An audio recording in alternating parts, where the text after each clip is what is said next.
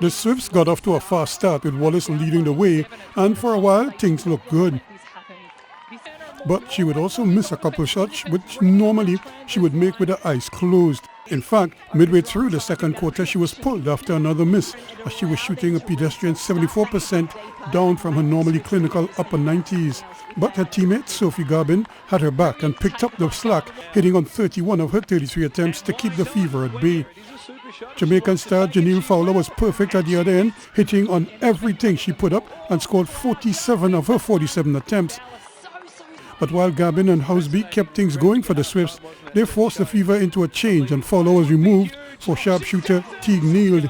She fired away from distance to try to bring them back and hit 3 super shots in a row, but it wasn't enough as the Swifts held on for the narrow 1-goal win, 66-65, and sit atop the standings on 24 points. Meanwhile, fellow Trinidadian Khalifa McCollin got her first start of the season for the Collingwood Magpies, but it wasn't what she wanted. Turnovers plagued her early play, showing signs of nerves with her new team. She would gradually settle to end with 8 for 8 shooting, plus 2 for 3 from super shot range.